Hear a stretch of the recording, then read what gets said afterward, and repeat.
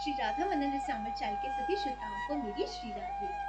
बंधुओं, पिछले वीडियो में हमने श्रवण किया था कि भगवत प्राप्ति के दो मार्ग हैं, एक है ज्ञान मार्ग और एक है भक्ति मार्ग। ज्ञान मार्ग के सभी अधिकारी नहीं होते, लेकिन भक्ति मार्ग में सभी अधिकारी होते हैं। और भक्ति मार्ग में सबसे पहले जो शुरू करना होता है वो होता है भगवान का नाम जाप। आप किसी भी अवस्था में हैं, किसी भी परिस्थिति में हैं, आप कैसे भी हैं, यदि आपके हृदय में भक्ति करने की भावना जागृत हुई है तो आपको सबसे पहले भगवान का नाम जाप शुरू कर देना चाहिए। नाम जाप आपके अंदर के सभी गुणों को धीरे धीरे से खत्म कर देगा और आपको भगवत प्राप्ति का पात्र बना देगा।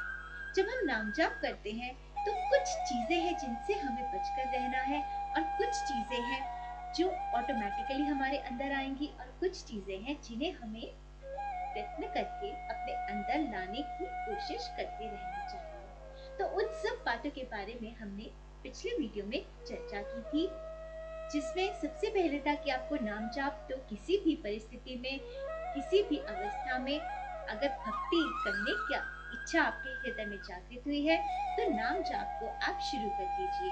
दूसरा, भक्ति करने की इच्छा को दृढ़ रखिए।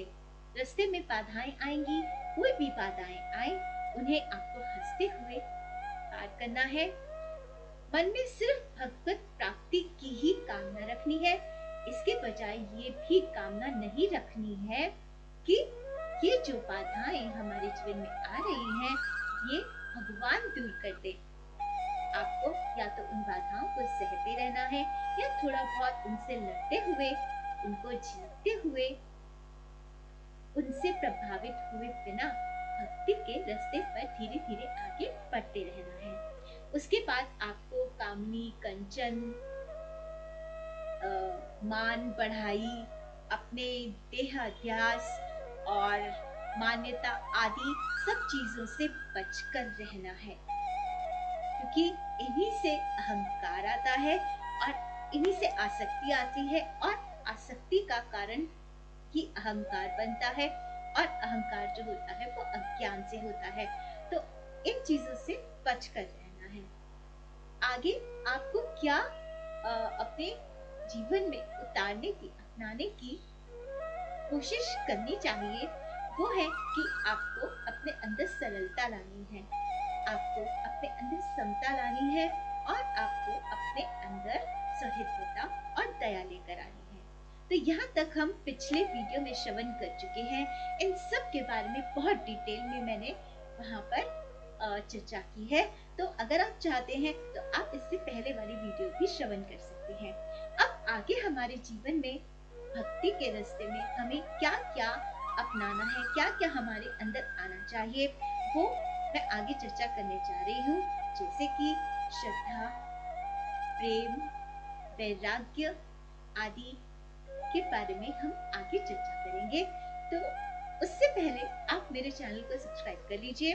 फर्स्ट टाइम आए हैं तो लाइक कीजिए। अगर वीडियो अच्छी लग रही है तो बेल आइकन जरूर प्रेस कर दीजिएगा ताकि आने वाली वीडियोस भी आप तक पहुंचती रहे।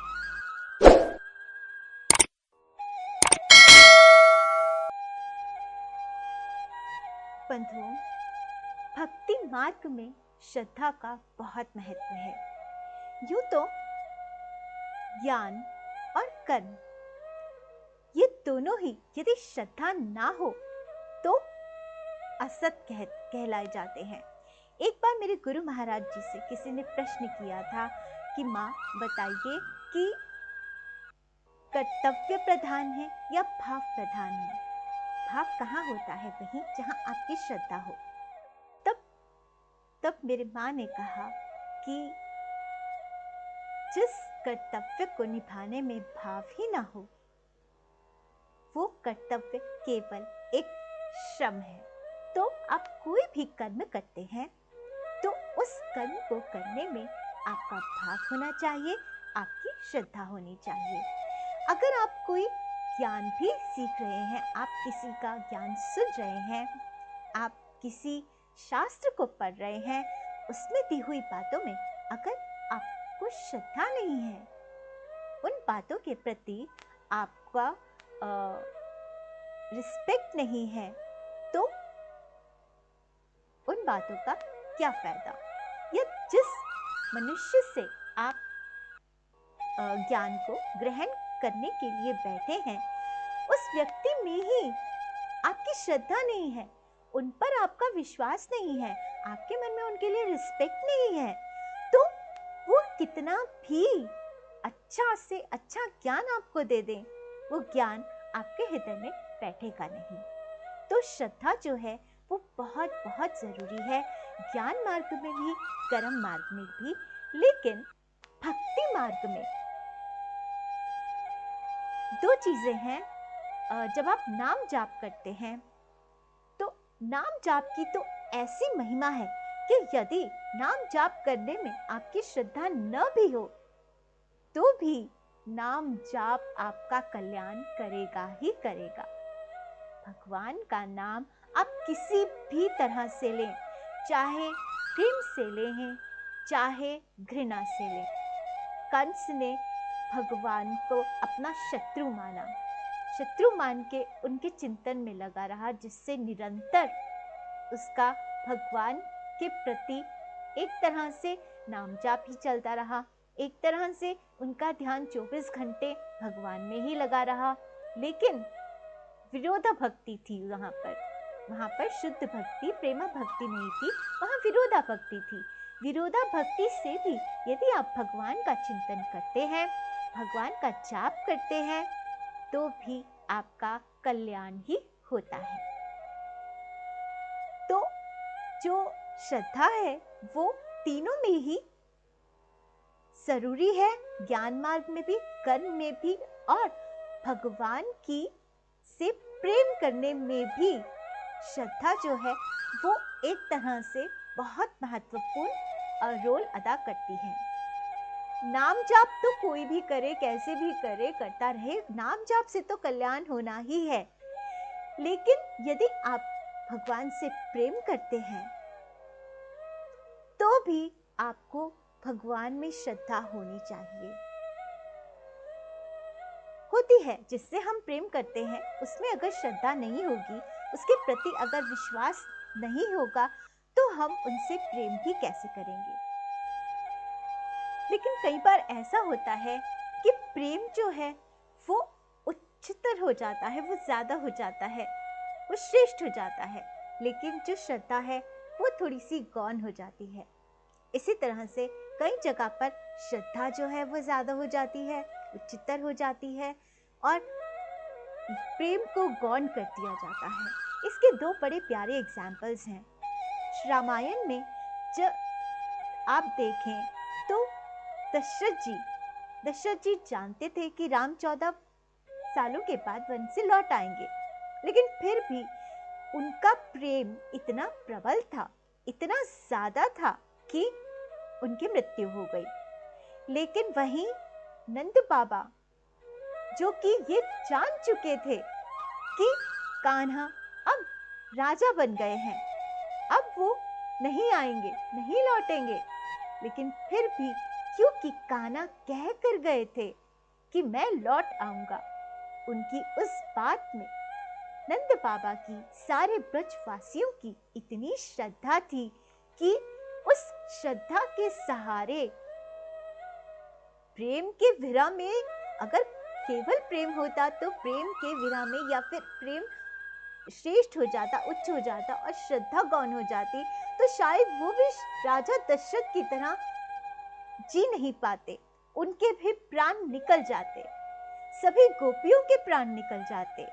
लेकिन यहाँ वो बात नहीं है, यहाँ प्रेम के साथ साथ श्रद्धा भी है, दोनों चीजें हैं। तो श्रद्धा ने क्या किया, प्रेम को और ज्यादा शक्तिशाली बना दिया और ज्यादा सहनशील बना दिया, जिससे कि गोपियां और नंद बाबा कान्हा से प्रेम करते रहे, उनका इंतजार करते रहे, और इसका फल उन्हें मिला भी। वो आगे चलकर कान्हा से कुरुक्षेत्र में मिले भी। लेकिन यहाँ दशरथ जी वो कान्हा का विरह वो राम जी का विरह जो था वो सह नहीं सके और उनके प्राण निकल गए। लेकिन वहीं अगर राम जी की तरफ से देखें तो राम जी का भी अपने पिता के प्रति प्रेम है, लेकिन उनको अपने पिता के प्रति इतनी श्रद्धा है कि वो अपने पिता की बात को रखने के लिए अपने प्रेम को गौण करके, अपने पिता के सम्मान के लिए, उनकी रिस्पेक्ट के लिए, उनकी बात को मानते हुए, उनकी बात की में श्रद्धा रखते हुए वन को चले गए। अब भरत जी को देख लीजिए, जब भरत जी गए तो उनके हृदय में भी प्रेम के साथ साथ राम के प्रति श्रद्धा भी है। देखा ना, प्रेम को में श्रद्धा जो है वो प्रेम को और ज्यादा बलवान, शक्तिवान, सहनशील बना देती है और ज्यादा बलवान बना देती है। तो भरत जी में श्रद्धा थी, इसीलिए उन्होंने 14 वर्षों तक भगवान के श्री चरणों में श्रद्धा रखकर राज सिंहासन पर ना बैठ के भी राज किया। तो श्रद्धा जो है वो प्रेम भक्ति के रास्ते में एक बहुत बहुत महत्वपूर्ण रोल अदा करती है। तो हमारे मन में भी, चाहे हम कोई शास्त्र पढ़ रहे हैं, चाहे हम कोई सेवा कर रहे हैं, चाहे हम किसी को अपना गुरु ग्रहण करके गुरु भक्ति कर रहे हैं, चाहे तो भगवत प्राप्ति के रास्ते पर जा रहे हैं, श्रद्धा जरूर और जरूर होनी चाहिए। क्योंकि जो विवेकहीन, संशय युक्त, श्रद्धा से रहित रहता है वो परमार्थ के मार्ग से भटक जाता है और अज्ञानता में गोते खाने लगता है। तो इसीलिए जरूरी है कि हमें अपने जीवन में अपने भक्ति मार्ग पर चलते हुए श्रद्धा को जरूर अपने अंदर बढ़ाने की कोशिश करनी चाहिए, अपने अंदर उतारने की कोशिश करनी चाहिए। आगे आती है प्रेम की बात। प्रेम तो किसी से भी हो, बहुत अच्छा है, बहुत बढ़िया है। और यदि प्रेम निष्काम हो तो बहुत ही मूल्यवान है। हेतु रहित प्रेम जो होता है वो बंधन मुक्त होता है। लेकिन यदि प्रेम में कोई किसी भी तरह का स्वार्थ है तो वही प्रेम जो होता है वो आसक्ति युक्त होकर बंधन कारक हो जाता है। लेकिन यदि ये प्रेम संसार में ना होकर भगवान में हो जाए तो इससे अच्छा और कुछ है ही नहीं। ये तो बहुत बहुत ज्यादा अमूल्य है। क्योंकि भगवान से यदि हम सकाम प्रेम भी करेंगे, संसार में सकाम प्रेम हो तो वो ठीक नहीं है, बंधन कारक हो जाता है। संसार में भी हो सके तो निष्काम प्रेम ही देने की कोशिश कीजिए। लेकिन यदि प्रेम भगवान के रास्ते पर हो, भगवत प्राप्ति के रास्ते पर भगवान से हो, तो चाहे सकाम हो वो भी उत्तम है। क्योंकि यदि आपका प्रेम प्रगाढ़ है, बेशक सकाम हो, आगे चलकर ये प्रगाढ़ प्रेम ही भगवान के लिए निष्काम हो जाएगा और वही हमारे जीवन का लक्ष्य है, वही हमें भगवत प्राप्ति करा देगा। तो प्रेम जो है वो भगवान के रास्ते वाला प्रेम तो हमेशा कल्याण ही करता है। अब आप देखिए कि कोई आपको एक पत्तल में, एक डोने में जो पत्तों से बना होता है, उस छोटे से कटोरे में खीर का प्रसाद दे, तो आप उसे कितनी श्रद्धा से, कितने भाव से, कितने प्रेम से ले लेंगे। लेकिन यदि वही आपको एक स्वर्ण के पात्र में कोई विष दे दे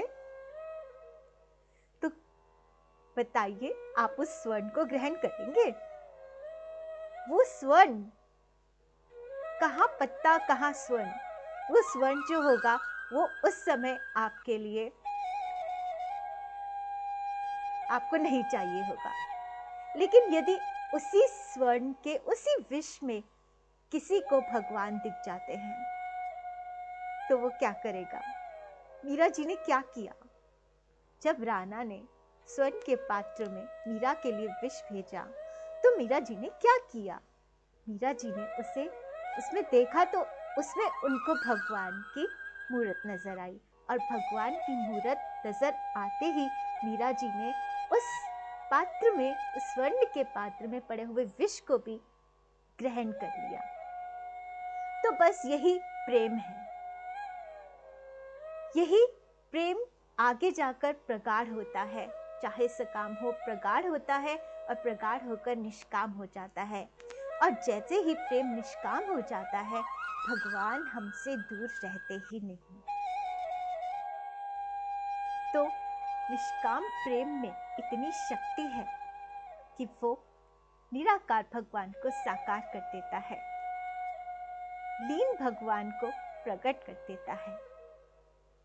तो हो सके तो अपने जीवन में जितना ज्यादा हो सके निष्कामता को बढ़ाइए, संसार में भी और भगवत प्राप्ति में तो निष्काम होना ही होना है।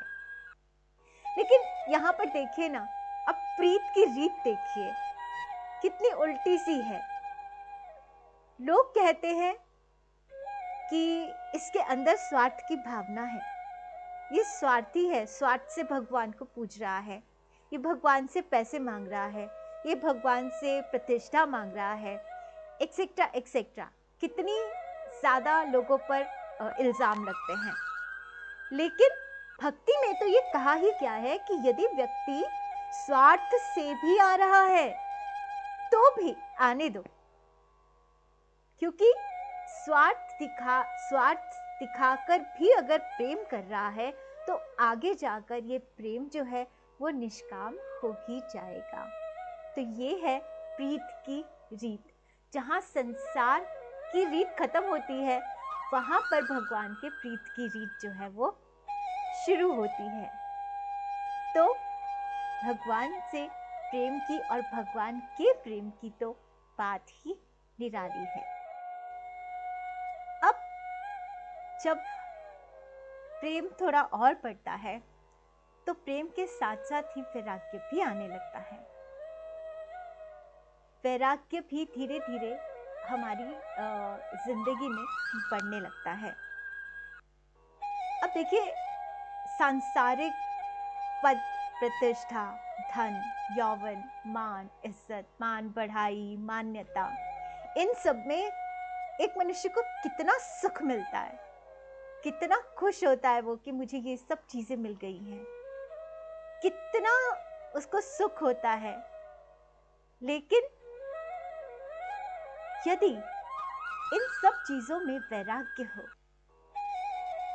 तो जो वैराग्य का सुख है वो इस सुख से कहीं कहीं कहीं ज्यादा बढ़कर, लाखों गुना बढ़कर आनंददायक है।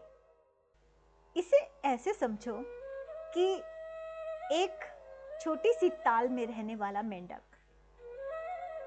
वो पूरी ताल को अपना संसार समझता है। हो सकता है उस ताल में सभी मेंढकों का वो ही राजा हो। सारा ताल का जितना भी सुख है, ऐश्वर्य है, जो भी है, वो उसे अपना समझता है और उसी में खुश होने लग जाता है। लेकिन वहीं एक दिन किसी तरह से वो ताल से निकलकर चला जाता है समुद्र में। तब उसको पता चलता है कि मेरी ताल तो कुछ भी नहीं थी। इस समुद्र में जितने हीरे, मोती, जवाहरात, नीलमणि और बहुत प्यारे प्यारे जीव जंतु भी हैं, मेरे ताल में तो कुछ था ही नहीं। सिर्फ काई काई जमी हुई थी, उसी पे मैं अपना राज करता था, उसी का मैं अपने आप को राजा समझता था। लेकिन यहाँ देखो, यहाँ तो कितना अच्छा है। तो अब क्या वो मेंढक वापस उस ताल के बारे में सोचेगा? नहीं सोचेगा। बस यही होता है एक माया प्राप्त व्यक्ति में और एक भगवत प्राप्त व्यक्ति में। माया प्राप्त जो व्यक्ति है वो अपनी थोड़ी से ऐश्वर्य को, अब देखिए ऐश्वर्य की बात जहाँ पर आती है ना, वहाँ लोगों को बहुत मिसकंसेप्शन हो जाती है। लोग सोचते हैं कि ऐश्वर्य यानी बहुत सारा धन, बहुत एक पद प्रतिष्ठा और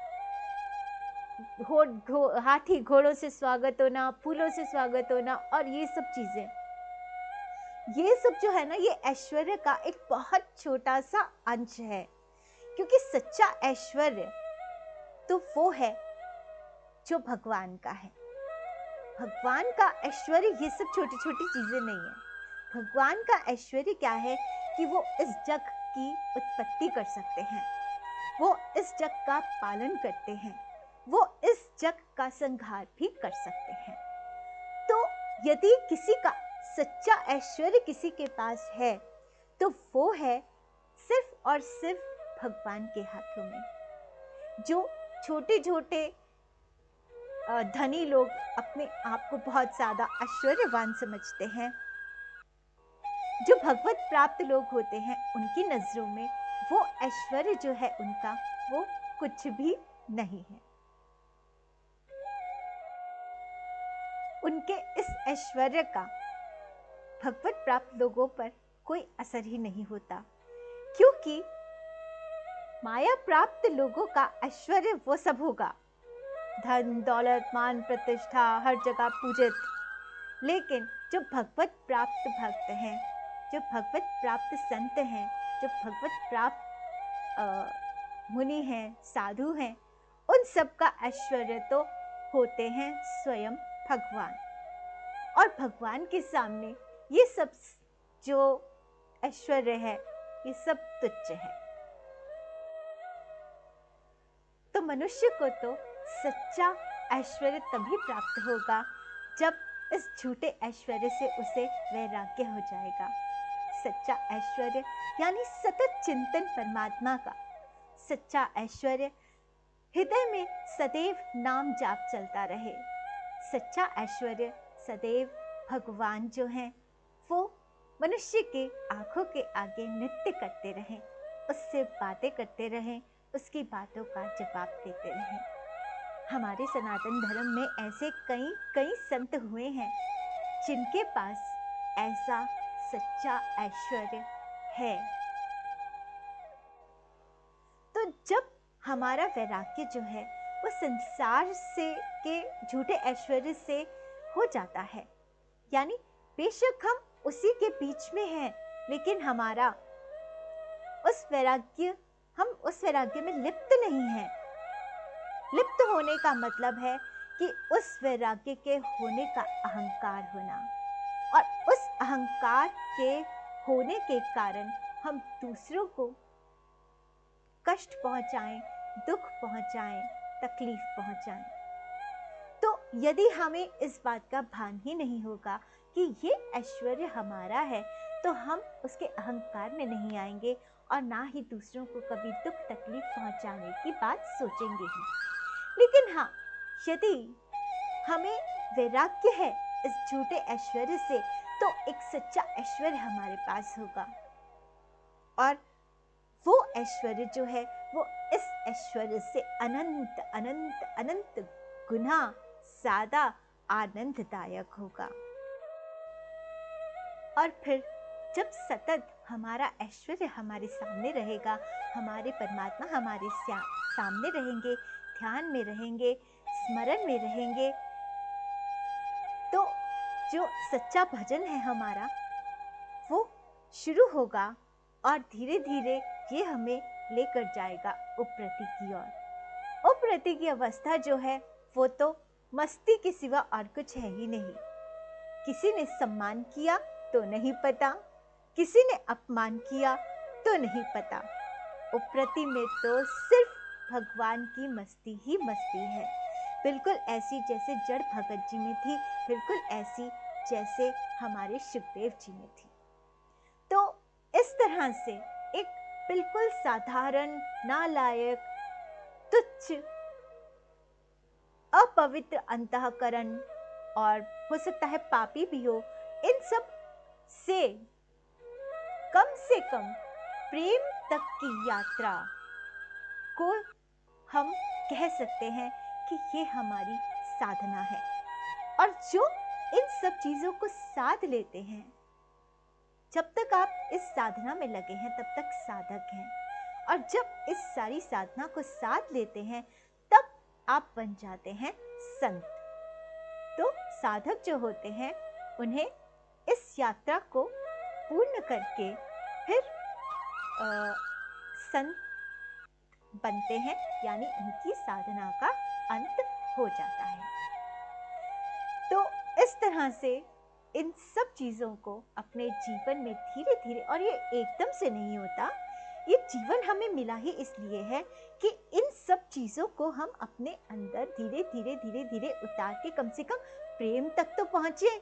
एक बार प्रेम तक पहुंच जाएंगे तो भगवान फिर अपने आप प्रेमी का हाथ जो है वो थाम लेते हैं, फिर उसे लेकर जाते हैं वैराग्य तक, फिर उसे लेकर जाते हैं उपरति तक। तो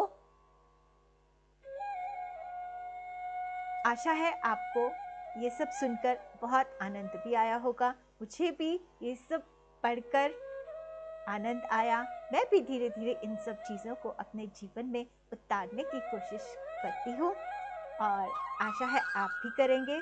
और सच में इन सब चीज़ों के ऊपर चलना, इन सब चीज़ों के बारे में सोचना, पढ़ना, इन सब चीज़ें, ये सब गुण जिनमें हैं उनके बारे में पढ़ना, ये बहुत बहुत ही आनंददायक है।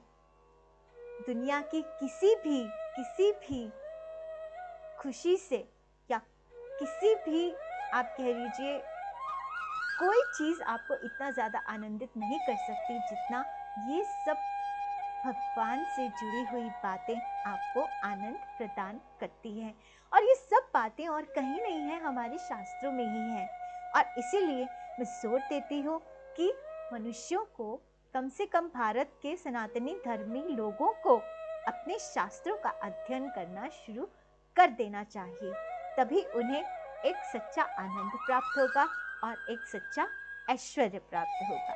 तो आज इतना ही बस। फिर आगे किसी ऐसी ही प्यारी सी चर्चा के साथ मैं आपसे अगली वीडियो में मिलूंगी।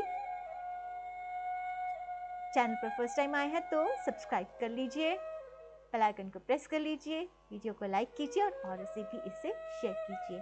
तो अगली वीडियो तक श्री राधे।